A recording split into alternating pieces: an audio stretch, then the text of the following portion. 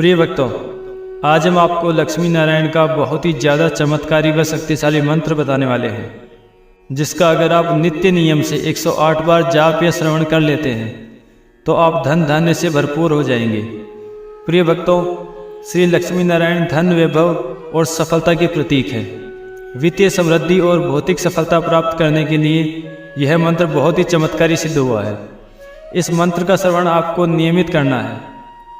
इसके प्रभाव से आपकी सभी समस्याएं दूर हो जाएगी। यह मंत्र भौतिक व अलौकिक सुख संपदा के आवाहन का बहुत ही प्रमुख स्रोत माना गया है। तो आइए भगवान लक्ष्मी नारायण जी के इस महामंत्र का श्रवण कर लेते हैं।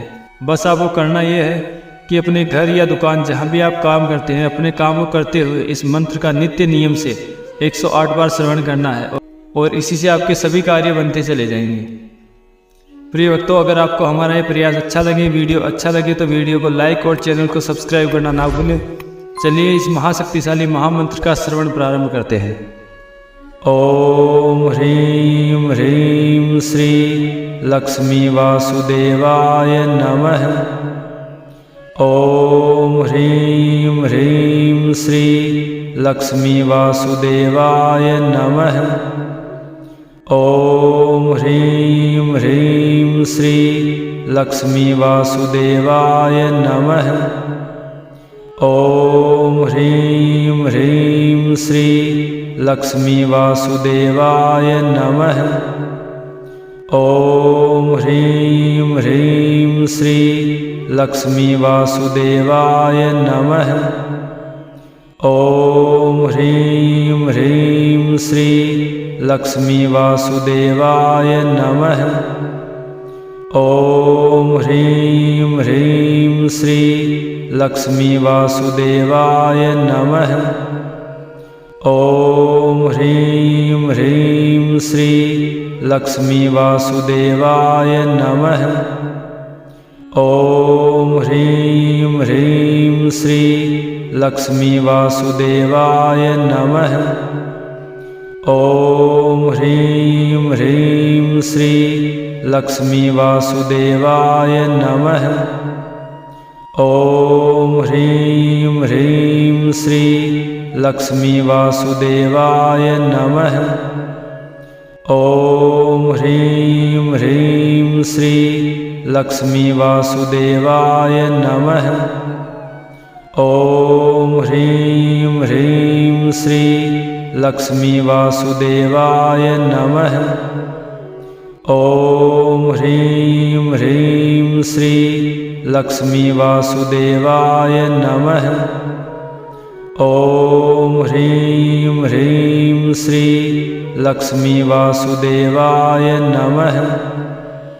ओम ह्रीं ह्रीं श्री लक्ष्मी वासुदेवाय नमः।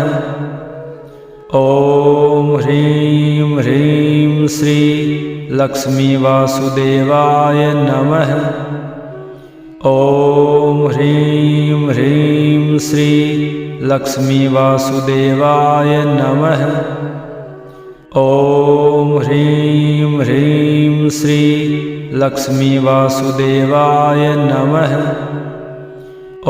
ओम ह्रीं ह्रीं श्री लक्ष्मी वासुदेवाय नमः। ओम ह्रीं ह्रीं श्री लक्ष्मी वासुदेवाय नमः। ओम ह्रीं ह्रीं श्री लक्ष्मी वासुदेवाय नमः। ओम ह्रीं ह्रीं श्री लक्ष्मी वासुदेवाय नमः।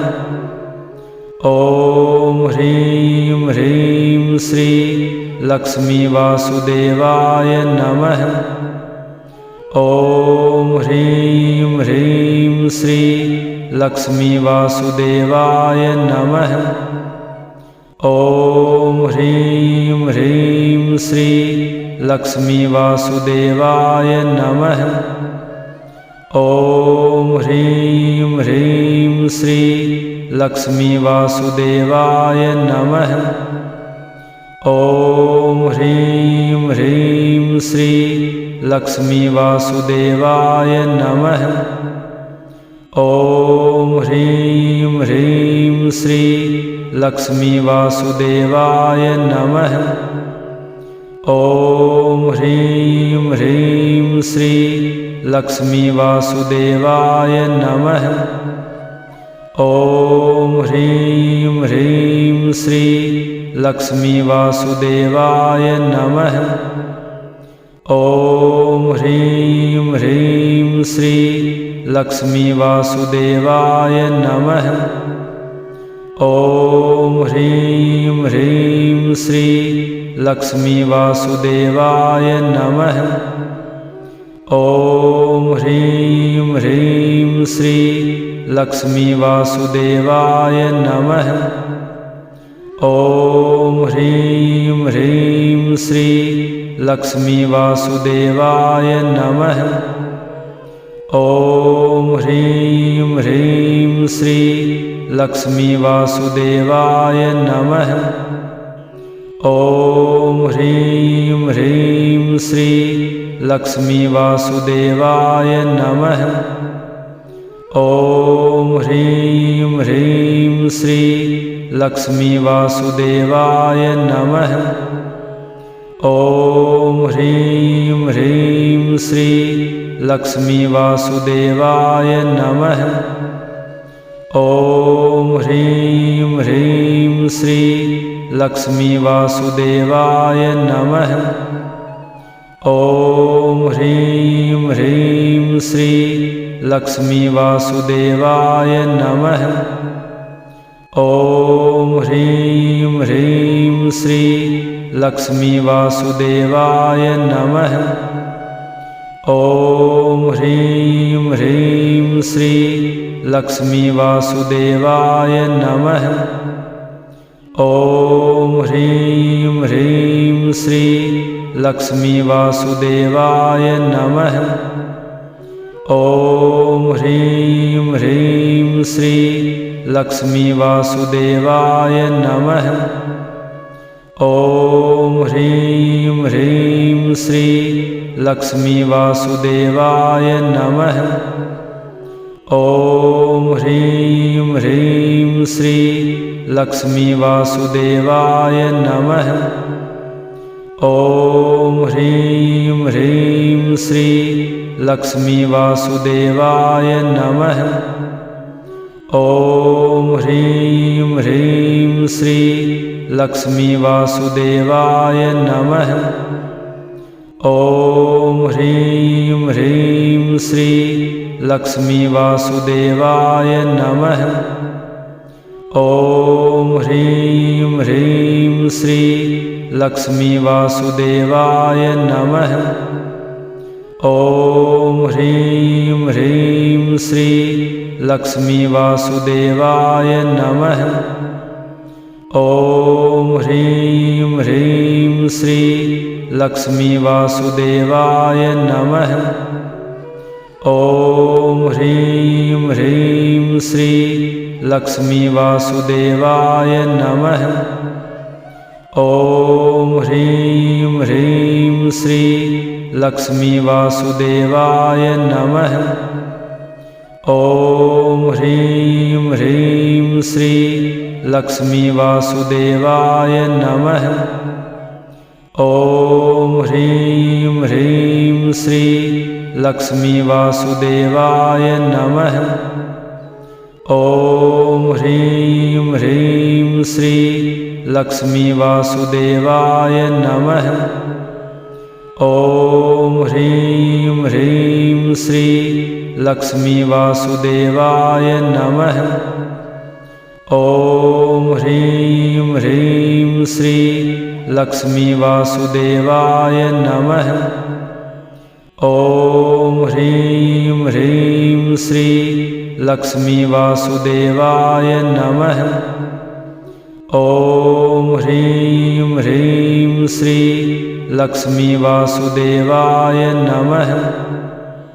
ॐ ह्रीं ह्रीं श्री लक्ष्मी वासुदेवाय नमः। ॐ ह्रीं ह्रीं श्री लक्ष्मी वासुदेवाय नमः। ॐ ह्रीं ह्रीं श्री लक्ष्मी वासुदेवाय नमः। ॐ ह्रीं ह्रीं श्री लक्ष्मी वासुदेवाय नमः। ॐ ह्रीं ह्रीं श्री लक्ष्मी वासुदेवाय नमः। ॐ ह्रीं ह्रीं श्री लक्ष्मी वासुदेवाय नमः। ॐ ह्रीं ह्रीं श्री लक्ष्मी वासुदेवाय नमः।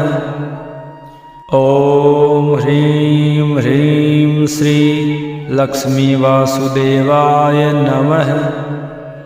ॐ ह्रीं ह्रीं श्री लक्ष्मी वासुदेवाय नमः। ॐ ह्रीं ह्रीं श्री लक्ष्मी वासुदेवाय नमः। ॐ ह्रीं ह्रीं श्री लक्ष्मी वासुदेवाय नमः। ॐ ह्रीं ह्रीं श्री लक्ष्मी वासुदेवाय नमः। ॐ ह्रीं ह्रीं श्री लक्ष्मी वासुदेवाय नमः। ॐ ह्रीं ह्रीं श्री लक्ष्मी वासुदेवाय नमः। ॐ ह्रीं ह्रीं श्री लक्ष्मी वासुदेवाय नमः। ॐ ह्रीं ह्रीं श्री लक्ष्मी वासुदेवाय नमः। ॐ ह्रीं ह्रीं श्री लक्ष्मी वासुदेवाय नमः। ॐ ह्रीं ह्रीं श्री लक्ष्मी वासुदेवाय नमः। ॐ ह्रीं ह्रीं श्री लक्ष्मी वासुदेवाय नमः। ॐ ह्रीं ह्रीं श्री लक्ष्मी वासुदेवाय नमः। ॐ ह्रीं ह्रीं श्री लक्ष्मी वासुदेवाय नमः। ॐ ह्रीं ह्रीं श्री लक्ष्मी वासुदेवाय नमः। ॐ ह्रीं ह्रीं श्री लक्ष्मी वासुदेवाय नमः।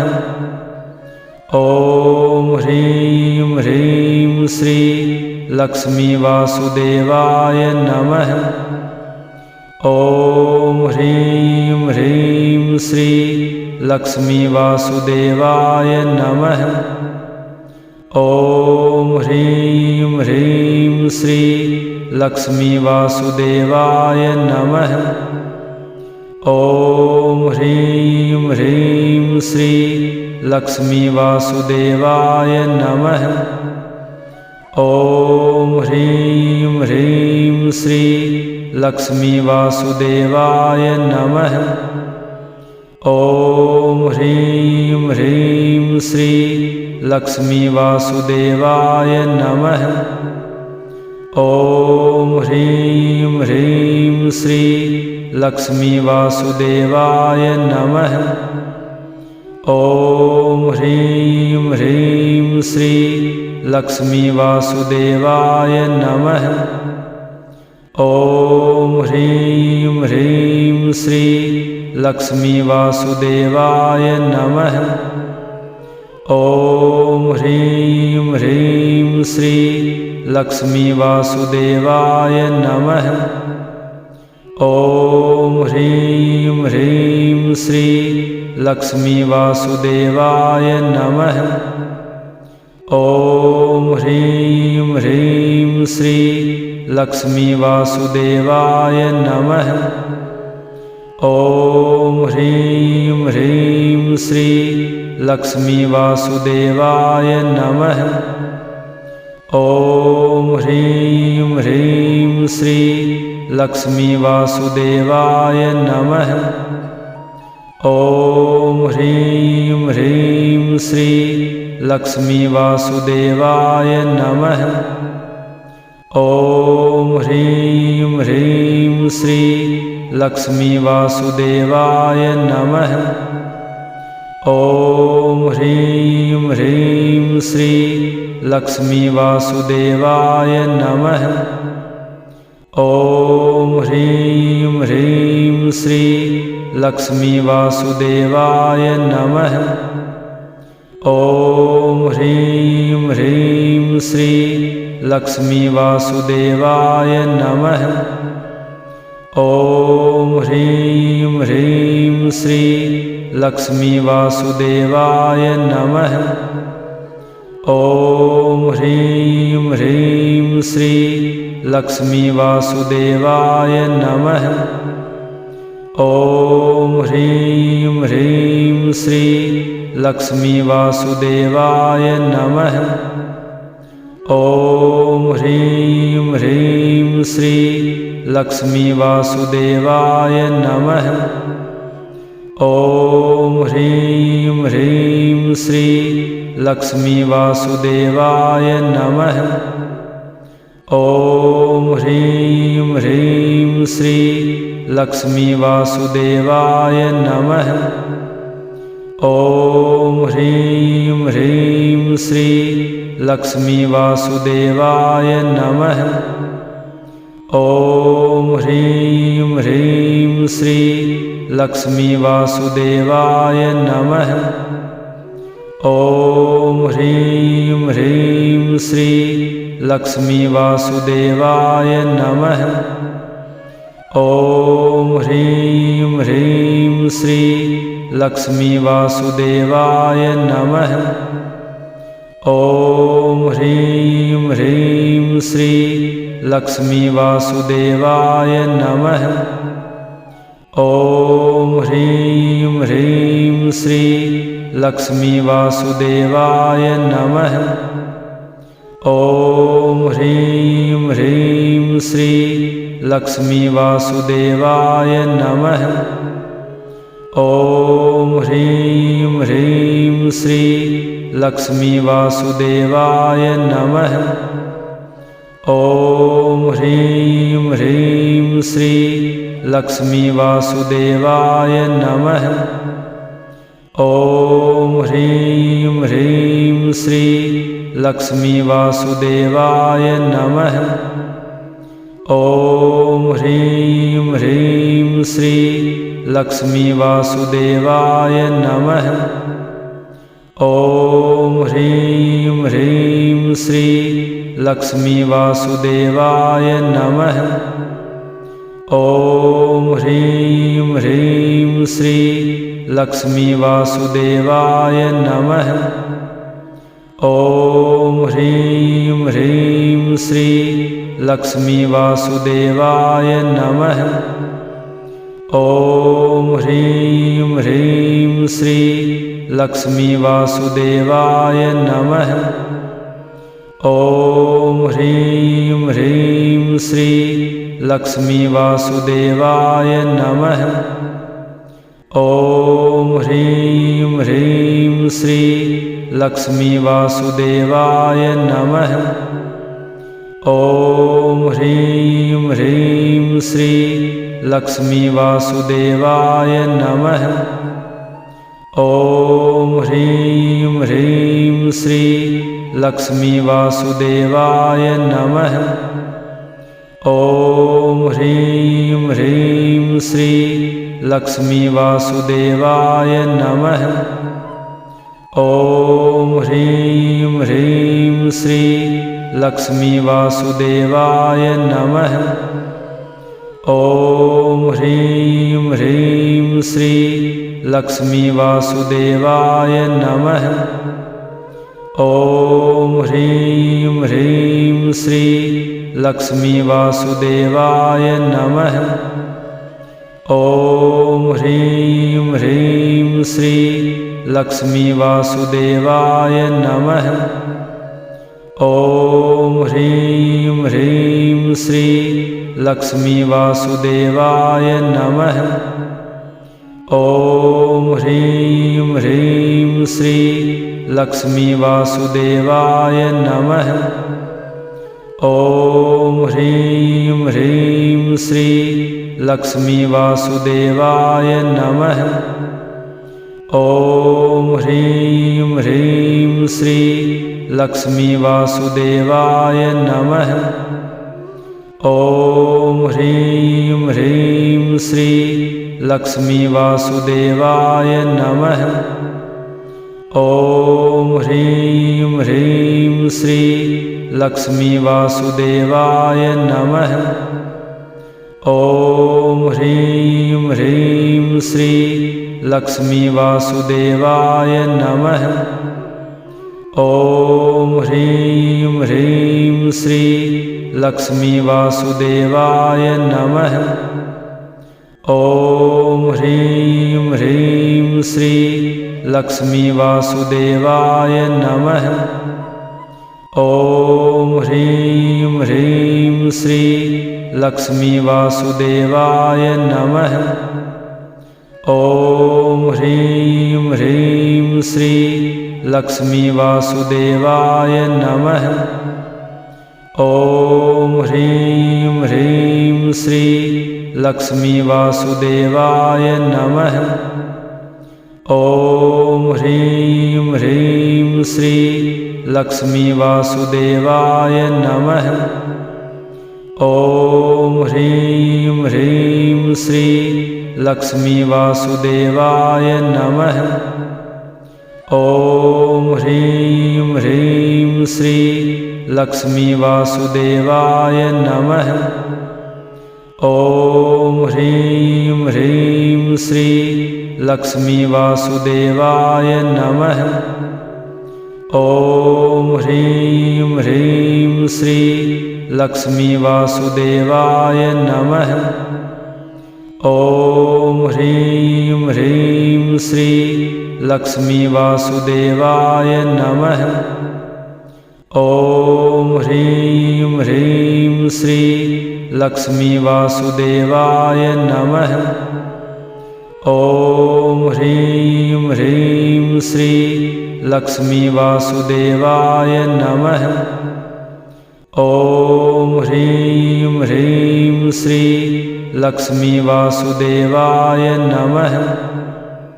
ॐ ह्रीं ह्रीं श्री लक्ष्मी वासुदेवाय नमः।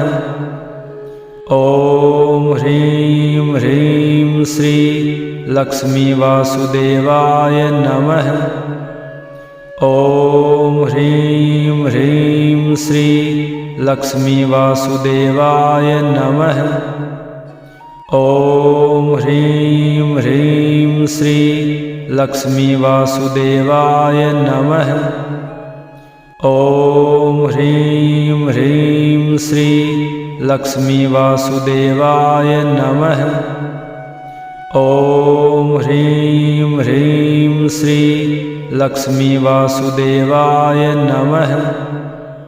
ॐ ह्रीं ह्रीं श्री लक्ष्मी वासुदेवाय नमः। ॐ ह्रीं ह्रीं श्री लक्ष्मी वासुदेवाय नमः। ॐ ह्रीं ह्रीं श्री लक्ष्मी वासुदेवाय नमः। ॐ ह्रीं ह्रीं श्री लक्ष्मी वासुदेवाय नमः। ॐ ह्रीं ह्रीं श्री लक्ष्मी वासुदेवाय नमः। ॐ ह्रीं ह्रीं श्री लक्ष्मी वासुदेवाय नमः। ॐ ह्रीं ह्रीं श्री लक्ष्मी वासुदेवाय नमः। ॐ ह्रीं ह्रीं श्री लक्ष्मी वासुदेवाय नमः। ॐ ह्रीं ह्रीं श्री लक्ष्मी वासुदेवाय नमः। ॐ ह्रीं ह्रीं श्री लक्ष्मी वासुदेवाय नमः। ॐ ह्रीं ह्रीं श्री लक्ष्मी वासुदेवाय नमः। ॐ ह्रीं ह्रीं श्री लक्ष्मी वासुदेवाय नमः। ॐ ह्रीं ह्रीं श्री लक्ष्मी वासुदेवाय नमः। ॐ ह्रीं ह्रीं श्री लक्ष्मी वासुदेवाय नमः। ॐ ह्रीं ह्रीं श्री लक्ष्मी वासुदेवाय नमः। ॐ ह्रीं ह्रीं श्री लक्ष्मी वासुदेवाय नमः। ॐ ह्रीं ह्रीं श्री लक्ष्मी वासुदेवाय नमः। ॐ ह्रीं ह्रीं श्री लक्ष्मी वासुदेवाय नमः। ॐ ह्रीं ह्रीं श्री लक्ष्मी वासुदेवाय नमः। ॐ ह्रीं ह्रीं श्री लक्ष्मी वासुदेवाय नमः। ॐ ह्रीं ह्रीं श्री लक्ष्मी वासुदेवाय नमः। ॐ ह्रीं ह्रीं श्री लक्ष्मी वासुदेवाय नमः। ॐ ह्रीं ह्रीं श्री लक्ष्मी वासुदेवाय नमः। ॐ ह्रीं ह्रीं श्री लक्ष्मी वासुदेवाय नमः। ॐ ह्रीं ह्रीं श्री लक्ष्मी वासुदेवाय नमः। ॐ ह्रीं ह्रीं श्री लक्ष्मी वासुदेवाय नमः। ॐ ह्रीं ह्रीं श्री लक्ष्मी वासुदेवाय नमः। ॐ ह्रीं ह्रीं श्री लक्ष्मी वासुदेवाय नमः। ॐ ह्रीं ह्रीं श्री लक्ष्मी वासुदेवाय नमः। ॐ ह्रीं ह्रीं श्री लक्ष्मी वासुदेवाय नमः। ॐ ह्रीं ह्रीं श्री लक्ष्मी वासुदेवाय नमः। ॐ ह्रीं ह्रीं श्री लक्ष्मी वासुदेवाय नमः। ॐ ह्रीं ह्रीं श्री लक्ष्मी वासुदेवाय नमः। ॐ ह्रीं ह्रीं श्री लक्ष्मी वासुदेवाय नमः। ॐ ह्रीं ह्रीं श्री लक्ष्मी वासुदेवाय नमः। ॐ ह्रीं ह्रीं श्री लक्ष्मी वासुदेवाय नमः। ॐ ह्रीं ह्रीं श्री लक्ष्मी वासुदेवाय नमः। ॐ ह्रीं ह्रीं श्री लक्ष्मी वासुदेवाय नमः। ॐ ह्रीं ह्रीं श्री लक्ष्मी वासुदेवाय नमः। ॐ ह्रीं ह्रीं श्री लक्ष्मी वासुदेवाय नमः। ॐ ह्रीं ह्रीं श्री लक्ष्मी वासुदेवाय नमः। ॐ ह्रीं ह्रीं श्री लक्ष्मी वासुदेवाय नमः। ॐ ह्रीं ह्रीं श्री लक्ष्मी वासुदेवाय नमः। ॐ ह्रीं ह्रीं श्री लक्ष्मी वासुदेवाय नमः। ॐ ह्रीं ह्रीं श्री लक्ष्मी वासुदेवाय नमः। ॐ ह्रीं ह्रीं श्री लक्ष्मी वासुदेवाय नमः। ॐ ह्रीं ह्रीं श्री लक्ष्मी वासुदेवाय नमः। ॐ ह्रीं ह्रीं श्री लक्ष्मी वासुदेवाय नमः। ॐ ह्रीं ह्रीं श्री लक्ष्मी वासुदेवाय नमः। ॐ ह्रीं ह्रीं श्री लक्ष्मी वासुदेवाय नमः। ॐ ह्रीं ह्रीं श्री लक्ष्मी वासुदेवाय नमः। ॐ ह्रीं ह्रीं श्री लक्ष्मी वासुदेवाय नमः। ॐ ह्रीं ह्रीं श्री लक्ष्मी वासुदेवाय नमः। ॐ ह्रीं ह्रीं श्री लक्ष्मी वासुदेवाय नमः। ॐ ह्रीं ह्रीं श्री लक्ष्मी वासुदेवाय नमः। ॐ ह्रीं ह्रीं श्री लक्ष्मी वासुदेवाय नमः। ॐ ह्रीं ह्रीं श्री लक्ष्मी वासुदेवाय नमः। ॐ ह्रीं ह्रीं श्री लक्ष्मी वासुदेवाय नमः। ॐ ह्रीं ह्रीं श्री लक्ष्मी वासुदेवाय नमः। ॐ ह्रीं ह्रीं श्री लक्ष्मी वासुदेवाय नमः। ॐ ह्रीं ह्रीं श्री लक्ष्मी वासुदेवाय नमः। ॐ ह्रीं ह्रीं श्री लक्ष्मी वासुदेवाय नमः। ॐ ह्रीं ह्रीं श्री लक्ष्मी वासुदेवाय नमः।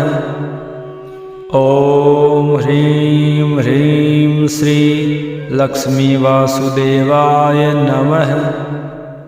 ॐ ह्रीं ह्रीं श्री लक्ष्मी वासुदेवाय नमः। ॐ ह्रीं ह्रीं श्री लक्ष्मी वासुदेवाय नमः। ॐ ह्रीं ह्रीं श्री लक्ष्मी वासुदेवाय नमः। ॐ ह्रीं ह्रीं श्री लक्ष्मी वासुदेवाय नमः। ॐ ह्रीं ह्रीं श्री लक्ष्मी वासुदेवाय नमः। ॐ ह्रीं ह्रीं श्री लक्ष्मी वासुदेवाय नमः। ॐ ह्रीं ह्रीं श्री लक्ष्मी वासुदेवाय नमः। ॐ ह्रीं ह्रीं श्री लक्ष्मी वासुदेवाय नमः। ॐ ह्रीं ह्रीं श्री लक्ष्मी वासुदेवाय नमः। ॐ ह्रीं ह्रीं श्री लक्ष्मी वासुदेवाय नमः। ॐ ह्रीं ह्रीं श्री लक्ष्मी वासुदेवाय नमः।